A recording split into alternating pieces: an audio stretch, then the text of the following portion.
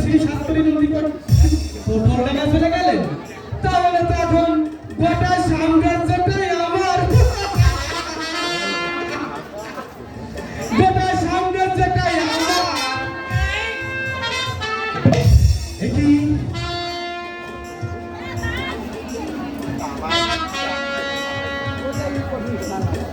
একই তুমি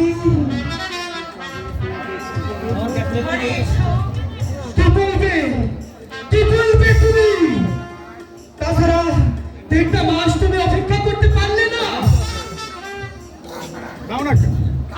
তাছাড়া তাছাড়া তাছাড়া তুমি আমাদের বাড়িতে এলে কেন? জবাব দাও, জবাব দাও দীপা। আমি তোমার হাতে ধরে বিনতি করছি। তোমার বাবার সঙ্গে বাবা বল বাবা, তোমার বাবার সঙ্গে আমার বিয়ে হয়েছে।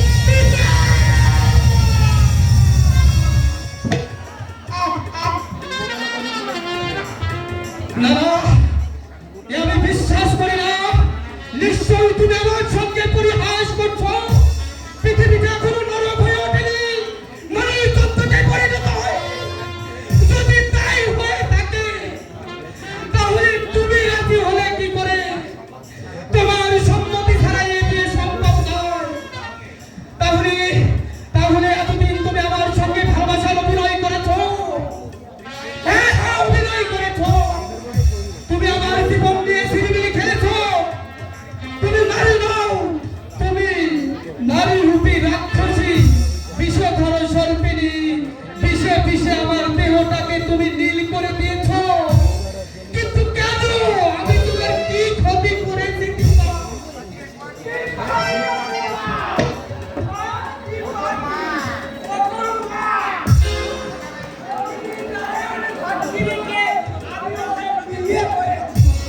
তুমি চুপ করো। এতদিন পর ছেলেটা বাড়িতে এসেছে, আর আসতে না আসতেই ওর সঙ্গে তুমি ঝামেলা শুরু করলে।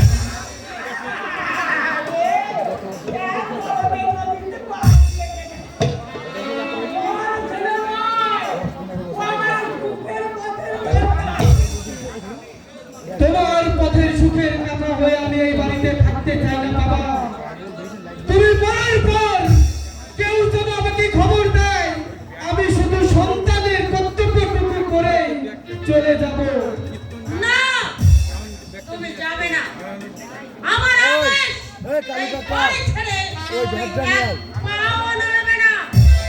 তাহলে আমি আত্মহত্যা করব। বলছো তুমি?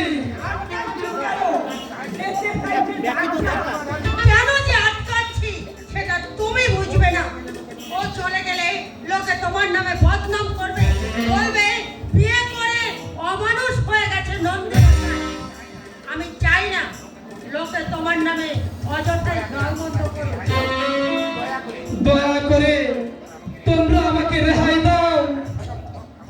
এখানে এই বাড়িতে থাকা আমার পক্ষে কখনোই সম্ভব নয়।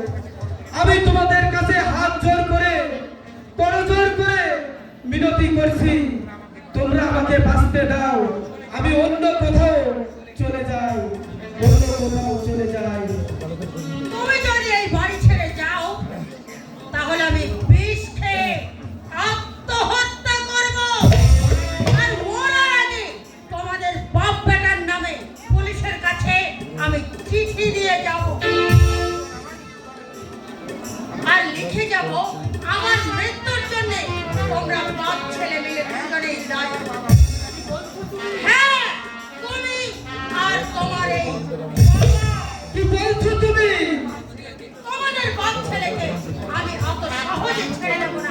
তোমরা যেমন তিলে তিলে আমাকে শেষ করছো, তেমনি আমিও তোমাদেরকে একটু একটু করে শেষ করবো।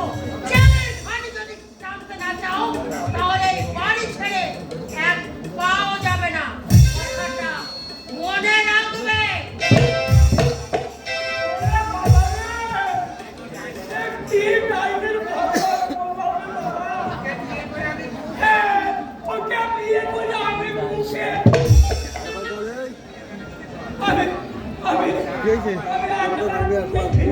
যা হবার হয়ে গেছে,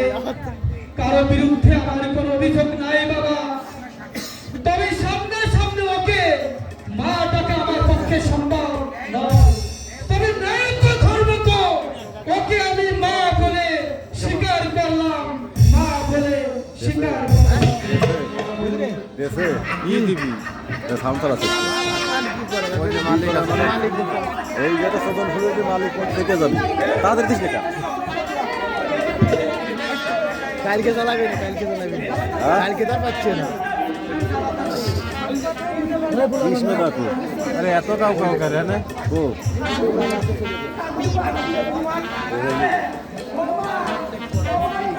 সাউন্ড কি এলো ওনারটা এখন আবার দেখে জানতেছে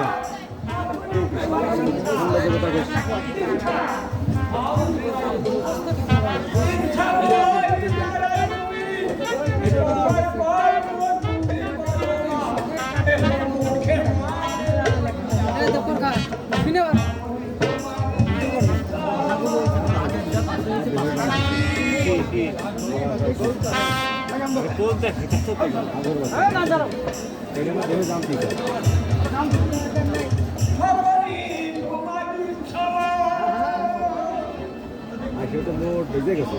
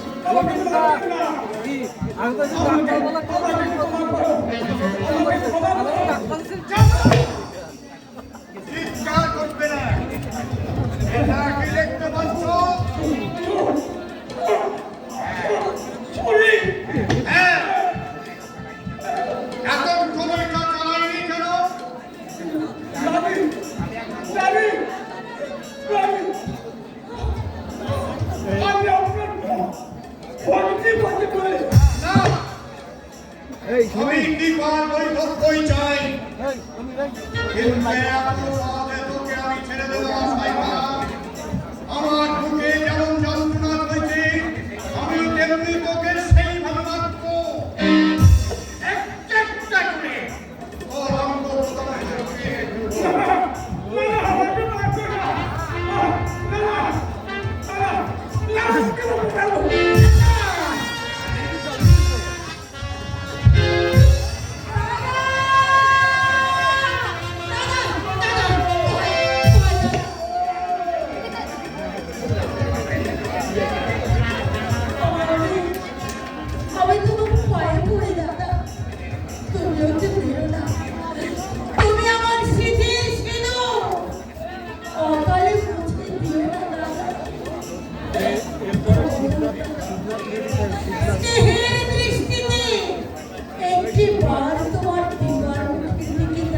শিবনাথ মণিশঙ্কর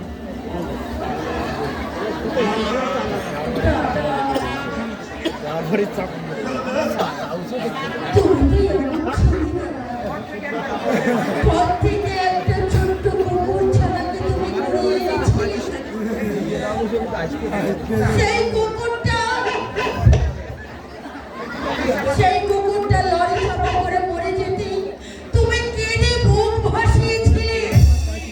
সেই তুমি কেমন করে ছুরি হাতে আজ মানুষ করতে এলে? কি করে মানুষ খুন করতে শুরু করলাম তাকে তুই জানিস দিবা? আমাকে নয় ওদেরকে জিজ্ঞাসা কর কেন কারা আমাকে সমাজবিরোধী গুন্ডা সাজিয়েছে, কারা আমাকে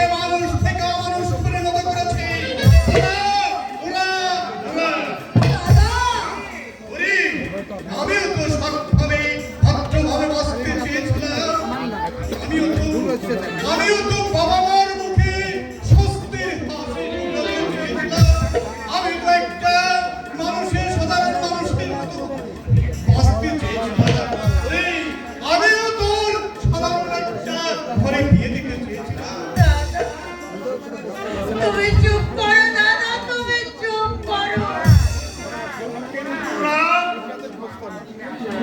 আমার আশা আকাঙ্ক্ষাকে স্বপ্নের মতো ধূলিসাৎ করে দিলে, আমাকে মানুষ থেকে পশুতে পরিণত করলে, দাদা, আমাকে মানুষ থেকে জানোয়ারে পরিণত করলে। দাদা, দাদা, ওসব কথা তুমি ভুলে যাও দাদা। মায়ের মুখের দিকে তুমি একটিবার তাকাও। এই বয়সে মাকে আর তুমি দুঃখ দিও না দাদা। যেদিন এই মানভাতার বন্ধ সমস্তকে পুড়িয়ে ছাই করে দিতে পারো। দাদা, আমার বুকে বইছে খান্ডবের দাবানল, রক্তে উঠেছে সমুদ্রের ঘূর্ণিঝড়। আমি তাই আমাকে নরক থেকে পশুতে পরিণত করলো। আজ ওদেরকে আমি কখনো ক্ষমা করবো না, ক্ষমা করবো না। দাদা,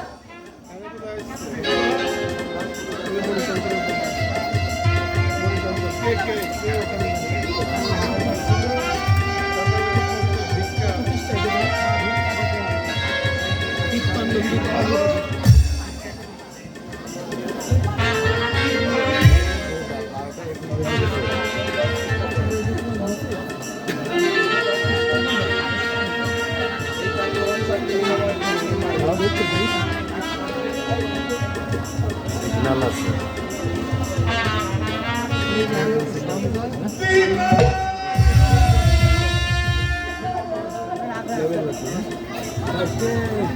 ক্যামেরা সেট করে নিয়ে লাগে।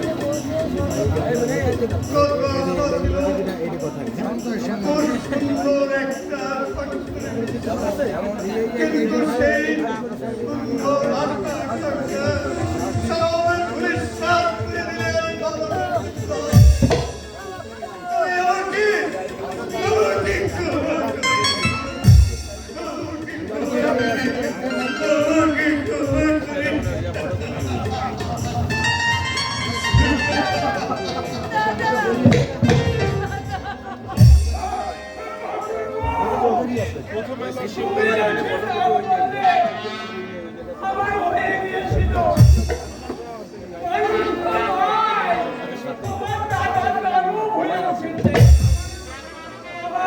আমার